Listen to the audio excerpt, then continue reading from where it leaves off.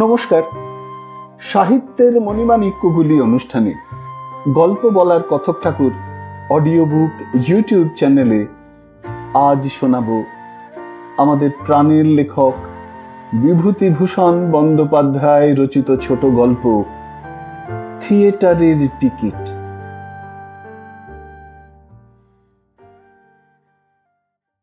সকালে উঠেই আভা স্বামীকে বললে, ওগো শিগগির করে বাজারটা করে এনে দাও, সকাল সকাল রান্না বাড়া করে আবার তৈরি হতে হবে তো, যা বেলা ছোট। অবিনাশ বললে, কি কি আনতে হবে একটা ফর্দ করে রাখো, আমি কলঘর থেকে চট করে আসি, আর একটু পরে কলঘর খালি পাওয়া যাবে না। এখনই যাই কিনা দেখো, একটা কল আর এই 7 ঘর ভাড়াটি, এখন দোতলার বুধুর মা জল নিতে এসেছে, এই তো দেখে এলুম। না, বাড়িটা বদলাবো এই সামনের মাসেই, এরকম কষ্ট আর পোষায় না। দেখে এসো বুধুর মা আছে না গেল, সকালে উঠে একটু চান করবার জো নেই। আভা খুকিকে কাল রাত্রিরের বাসি রুটি ও একটু গুড় একখানা কলাই করা রেকাবিতে বার করে দিয়ে চঞ্চল পদে নৃত্যের লঘু চটুল ভঙ্গিতে কলঘরের দিকে গেল এবং তখনই ফিরে এসে বললে, শিগগির যাও, এক্ষুনি আবার বুড়ো নিবারণ বাবু নাইতে আসবে, খালি আছে। তারপর সে বাজারের ফর্দ করতে বসল। আলু 1 পো, বেগুন 1 পো, রাঙা শাক আধ পয়সা, কাঁচকলা 1 পয়সা, নুন 1 পয়সা, পান 2 পয়সা। অবিনাশ কলঘর থেকে ফিরে এসে বললে, পান 2 পয়সা? আভা ঘাড় দুলিয়ে বললে, তা হবে না, ওবেলা 1 কৌটো পান সেজে সঙ্গে করে নিতে হবে না? রাস্তায় যেখানে সেখানে পান কিনতে আমি তোমায় দেব না বাপু। অবিনাশ বাজারে চলে যাওয়ার পরে আভা উনুনে কয়লা দিয়ে কলঘরের দিকে গেল নাইতে। তবু আজ রবিবার, তাই অনেকটা রক্ষে, সময় তাও খুব বেশি কোথায়, খেতে খেতেই তো আজ বেলা 12টা বেজে যাবে। তারপর সাজগোজ তৈরি হওয়া, একটা তোপ পড়লে 2টো বাজতে আর কত দেরি থাকে। খুকি, ও খুকি শোন, তুই আর আমি এক জায়গায় বসবো, কেমন তো? ও মা, মুখে সিঁদুর মেখে ভূত হলি যে, তুই ঠিক জানে একটা। খুকির হাত থেকে সিঁদুর কৌটো ছো মেরে কেড়ে নিয়ে কড়ি থেকে দোদুল্যমান দড়ির শিকেতে তুলে রেখে আভা হাত উঁচু করে ওপর দিকে হাস্যোচ্ছল মুখখানা তুলে বললে, উড়ে গেল, হুস যা। খুকির আসন্ন প্রায় কান্না অপ্রত্যাশিত বিস্ময়ে পরিবর্তিত হওয়াতে সে অবাক চোখে মায়ের হস্তেঙ্গিতে প্রদর্শিত ঘরের কড়িকাঠের শূন্যতার দিকে চেয়ে রইল।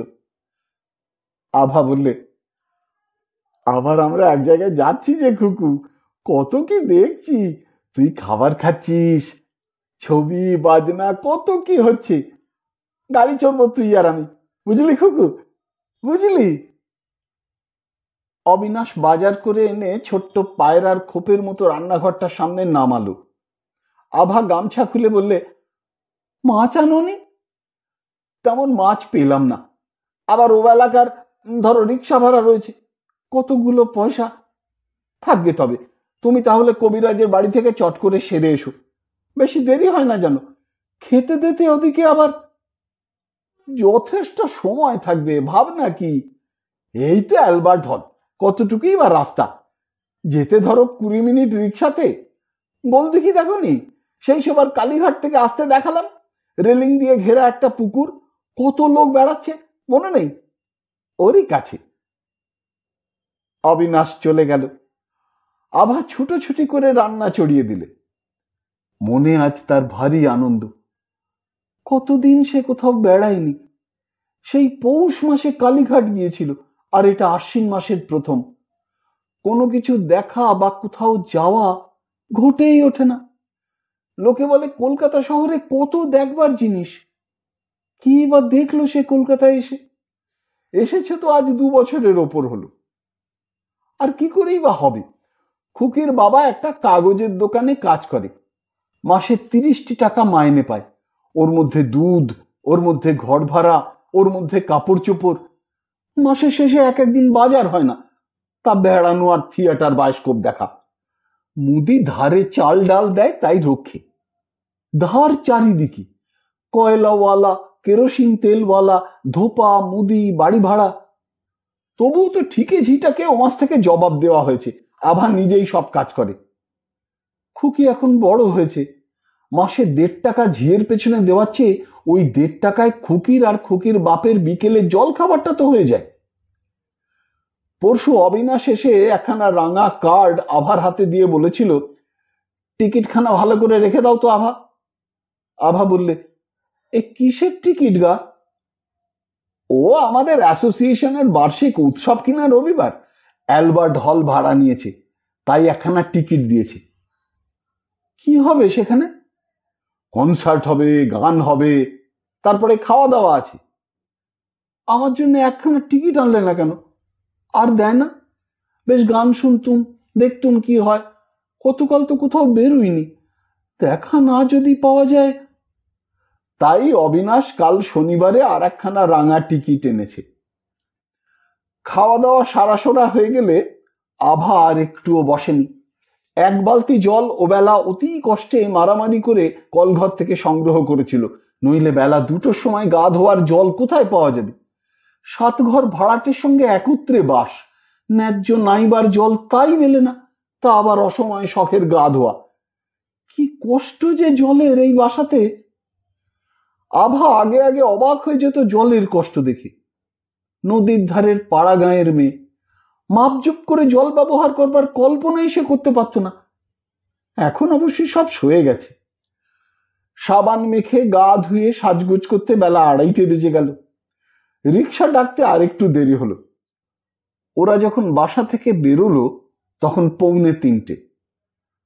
আভা অধীর আগ্রহে চেয়ে আছে কতক্ষণে সেই রেলিং দেওয়া পুকুরটা দেখা যাবে, যার ধারে ওই যে কি যেন নাম জায়গাটার, অ্যালবার্ট হল। খুব বড় বাড়ি, কতলা? তোমাদের কতলায় সভা হবে?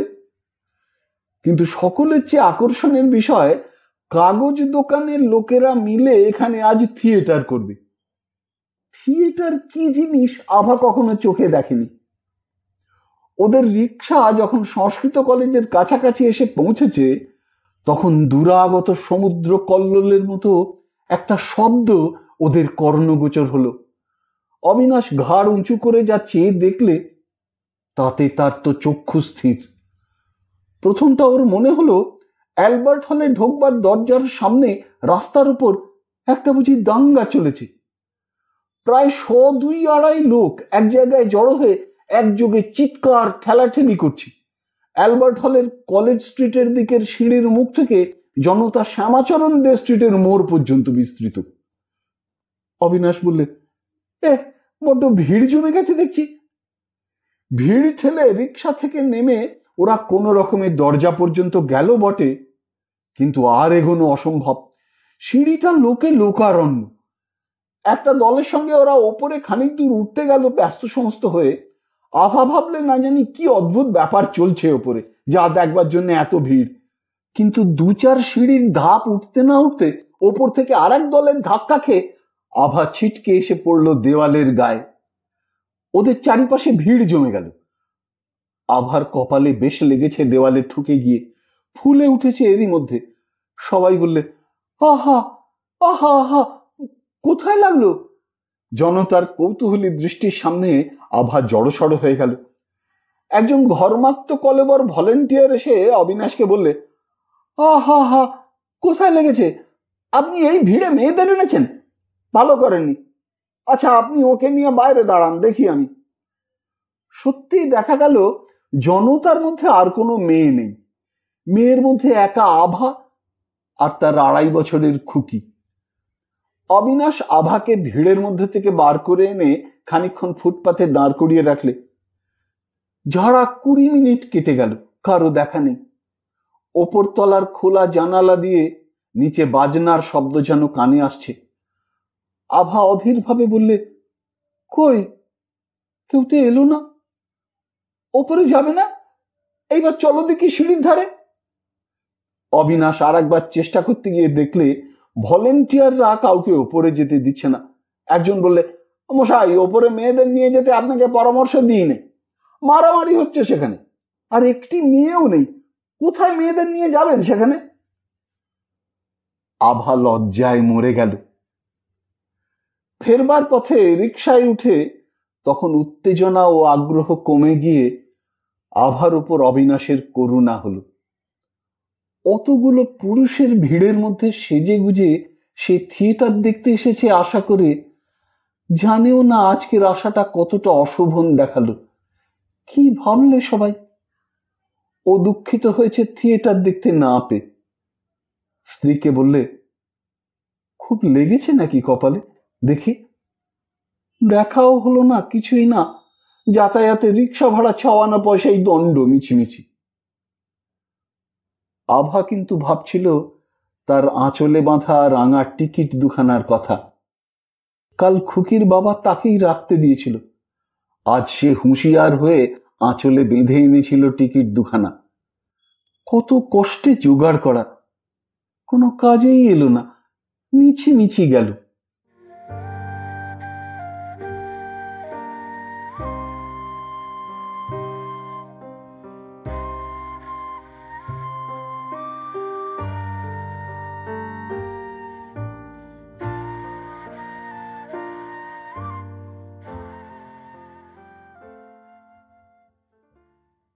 শুনলেন বিভূতিভূষণ বন্দ্যোপাধ্যায় রচিত ছোট গল্প থিয়েটারের টিকিট। যদি এই অনুষ্ঠানটি আপনার ভালো লেগে থাকে তবে অবশ্যই একটি লাইক দিয়ে আমায় উৎসাহিত করবেন।